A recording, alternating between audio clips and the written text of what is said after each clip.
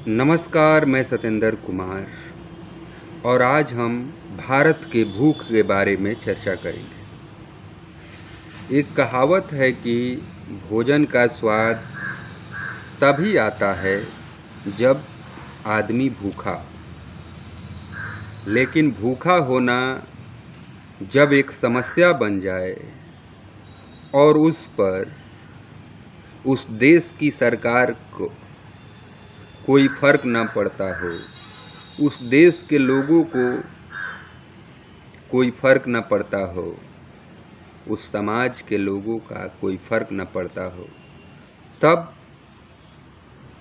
इसको जानना, समझना और इस पर चर्चा करना जरूरी हो जाता है। एक दो दिन पहले ही 23-24 का ग्लोबल हंगर इंडेक्स पब्लिश हुआ है, जिसमें 125 देशों का ब्यौरा है और 125 देशों में भारत का स्थान 111 है। यानी कि सबसे भूखमरी के कगार पर भारत गिना जा रहा है और हम विश्वगुरु हो गए हैं। आपको पता ही होगा, चारों तरफ खबरें फैल रही है कि भारत विश्वगुरु हो गया, विदेश में डंका बज रहा है, लेकिन हिंदुस्तान 125 देशों में 111वें नंबर पर आता है। कैसी डंका बाज रही है ये आप देख रहे हैं।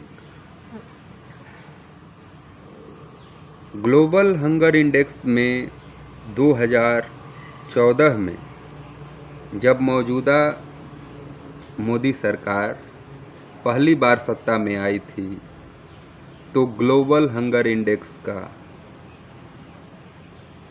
जो रिपोर्ट जारी हुआ था उसमें भारत का स्थान 55 नंबर पर था और आज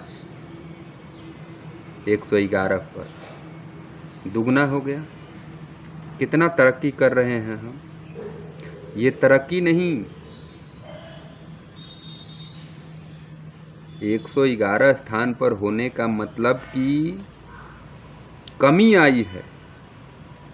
उस समय और आज में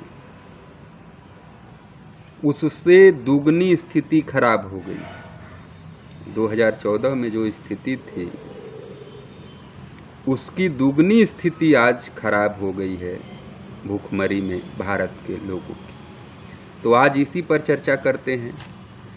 जितने भी मीडिया संस्थानों में देख रहे होंगे कि सिर्फ वन नेशन वन इलेक्शन की चर्चा चल रही है, कहीं प्रसाद में चर्बी होने की चर्चा चल रही है, कहीं मंदिर मस्जिद की चर्चा चल रही है, कहीं बुलडोजर की चर्चा चल रही है, लेकिन सरकार के लिए ज़रूरी मुद्दे क्या हैं और उसकी ज़रूरत क्या है, ये आपको समझने की ज़रूरत है। तो चलिए आज बात करते हैं। 2023 का ग्लोबल हंगर इंडेक्स की रिपोर्ट जारी हो चुकी है, जिसे GHI रिपोर्ट भी कहते हैं। मुझे ये बताने में शर्म आ रही है और आपको सुनने में शर्म आनी चाहिए कि 125 देशों में भारत की स्थिति 111वां है। ऐसा देश जो अपने लोगों की भूख की समस्या को ख़त्म नहीं कर सकता है, उससे निपटने के लिए 11 सालों में मौजूदा सरकार कोई प्लान नहीं बना पाई। और चर्चा किस चीज़ की हो रही है आज मीडिया में, आप देख ही रहे होंगे। तो कुछ आंकड़े आज हम आपको बताना चाहते हैं कि इसमें हमारे देश की स्थिति इस समय किस स्थिति में है, आप जान। कुल 125 देशों के रैंकिंग में जो जारी रिपोर्ट है उसमें भारत का स्थान 111 है। 2022 के ग्लोबल हंगर इंडेक्स में हमारी रैंकिंग 107 थी, जो अब घटकर 111 हो गई। 2014 के मुकाबले 55 थी, जो घटकर 111 आज हो गई। 10 सालों में हमने और निचले पैदान पर दुगना नीचे चले गए। पहले 55 फीट की ऊंचाई पर थे, तो अब सोचिए कि 110 फीट गहराई में चले गए। तो वहाँ से निकलना कितना मुश्किल है, और इसके लिए सरकार क्या प्लान कर रही है, आपको सरकार की नीतियों से पता चल जा रहा होगा, या देखेंगे मीडिया के माध्यम से खबरों में कि सरकार इस विषय पर कितना गंभीर। भारत की आबादी की 1/6 कुपोषित हैं। भारत में हर साल 4 बच्चों में से 1 कुपोषित है। भारत में हर 4 बच्चों में 1 बच्चा जो है वो कुपोषित है। भारत में 33% बच्चे अपनी उम्र के अनुसार बहुत कम ऊंचाई पर हैं, मतलब उनकी हाइट अपने एज के अनुसार सही नहीं है। भारत में लगभग 190 मिलियन लोग, 190 मिलियन का मतलब समझते हैं? नहीं समझते। 190 मिलियन लोग रोजाना भूखे पेट सोते हैं। कैसा विश्वगुरु देश है हमारा, जिसमें 190 मिलियन लोग भूख से सोते हैं। यानी आप समझ सकते हैं कि किस स्थिति में हम हैं। भारत में लगभग 3000 बच्चे हैं जो गरीबी के कारण खराब क्वालिटी का खाना खाते हैं, उसके कारण मर जाते हैं। हर साल 3000 बच्चे कुपोषित भोजन से मर जाते हैं। याद रखिए, 3000 बच्चे रोज दूषित खाना खाने से मर जाते हैं। भारत में 5 वर्षों से कम उम्र के 30.7% बच्चों हैं जिनका अपने एज और हाइट के हिसाब से सही नहीं। विश्व स्तर पर बात करें तो 5 वर्ष से कम उम्र के बच्चों की मृत्यु जो है वो 24% भारत में होती है। मतलब विश्व में अगर कहीं 100 बच्चे मरते हैं कुपोषण के कारण, तो उसमें 24 बच्चे भारत में मरते हैं। ये स्थिति हमारे देश की। भारत में 2 साल में 58% बच्चे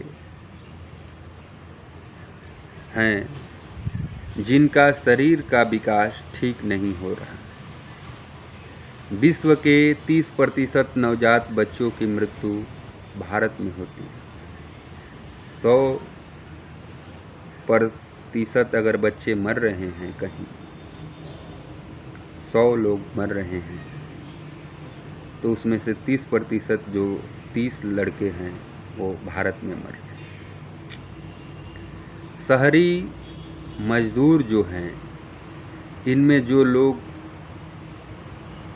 हैं, शहरी मजदूर जो हैं, इनमें जो भी लोग हैं, वो भोजन में अपने कमाई का 30% खर्च कर देते हैं।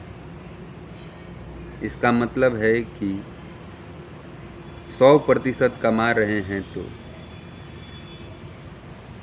मान लीजिए कि 100 रुपया कोई कमा रहा है, तो 30 रुपया उसे भोजन में खर्च करता है। कम वजन वाली महिलाओं की संख्या बिहार में 45% है, छत्तीसगढ़ में 42% है, और झारखंड में भी 42% है, और अन्य राज्यों में लमसम कुछ इसी तरह का आंकड़े देखने को मिलेगा। भूख की समस्या और उसमें संबंधित कुछ आंकड़े हमने आपको बताया। हमें उम्मीद है कि आपने जब ये आंकड़े देखे होंगे, सुने होंगे, तो एक तरह के झिझक आपके मन में आया होगा। आपने अनुभव किया होगा कि भोजन का एक दाना खराब छोड़ रहे हो, अगर आप खराब कर रहे हो, फेंक रहे हो, तो आप इन आंकड़ों को एक बार ज़रूर ध्यान से सोचिए। जब कभी आप किसी शादी में जाते हैं, किसी समारोह में जाते हैं, आप खाना एक प्लेट में अपने खाने से अधिक ले लेते हैं और उससे खाकर फिर आप फेंक देते हैं बाकी बचा हुआ खाना। अगर इस तरह जब आप करते हैं तो ये सारे आंकड़े हैं जो आपके निगाह में होने चाहिए कि 190 मिलियन लोग भारत में भूखे सोते हैं, कितने लोगों का कुपोषित से जान चला जाता है, हम खाना नहीं दे पा रहे हैं, तो ये कितनी शर्म की बात है। तो आपके मन में एक ज़रूर इस तरह के विचार होने चाहिए कि जो भी आप भोजन लें उसे नुकसान न करें। एक भारतीय होने के नाते ये हमारी जिम्मेदारी है कि भोजन कम से कम हर किसी को मिले, और ये सरकार की भी जिम्मेवारी है। लेकिन आज ये सवाल महत्वपूर्ण नहीं आपको लग रहे होंगे। कहीं भी ग्लोबल हंगर इंडेक्स की चर्चा आप सोशल मीडिया पर नहीं देख रहे होंगे, टीवी चैनलों में भी नहीं देख रहे होंगे, अखबारों में भी किसी कोने में छप गया, खत्म। और बेजरूरी मामलों पर सालों महीनों चर्चाएं चल रही। भोजन का अधिकार, स्वच्छ जल का अधिकार और खुली हवा के साथ सांस लेने का अधिकार हर व्यक्ति का है।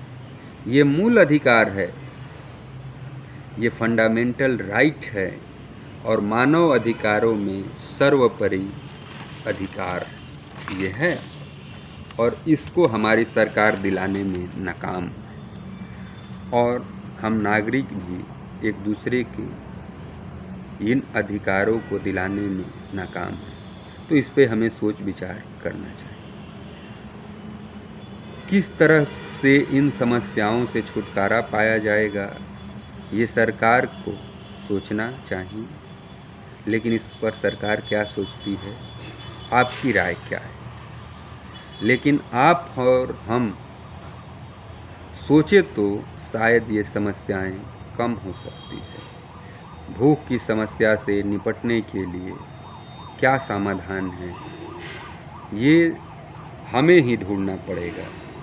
सरकारों को तो एक राष्ट्र एक चुनाव, NRC, CAA, मंदिर मस्जिद से फुर्सत मिलेगी तब तो इन समस्याओं पर सरकार चर्चा करेगी। आज पूरे देश में ये चर्चा चल रही है कि एक राष्ट्र एक चुनाव होने से सरकार बहुत अच्छे से काम करेगी। 10 सालों से 11 सालों से एक सरकार केंद्र में है और उसके शासन में भूखमरी सूचकांक में भारत 155 से गिरकर 111 पर पहुंच जाता है, और ये चर्चा का विषय नहीं है। तो सोचिए कि क्या गंभीर मुद्दे हैं देश की सरकारों के लिए और राजनीति पार्टियों के। तो आपसे निवेदन है कि जब भी आप घर में खाना खाएं, किसी रिश्तेदार के यहाँ खाएं, किसी विवाह में खाएं, किसी पार्टी में खाना खाएं, किसी रेस्टोरेंट में खाना खाएं, तो उतने ही खाना लें जितना आप खा सकें। एक भी अन्न का कण नुकसान न करे, क्योंकि हमारा देश आज भी भूखमरी का शिकार है और 125 देशों में 111वें स्थान पर आता है। इतना गंभीर समस्या है ये विचार करने की है। और सरकार की जिम्मेवारी है, लेकिन सरकार लापरवाह है तो ये नागरिक की जिम्मेवारी है और हमें इसे निभानी चाहिए। एक प्रयास हम कर रहे हैं, एक प्रयास आप भी करें। नमस्कार, जय हिंद।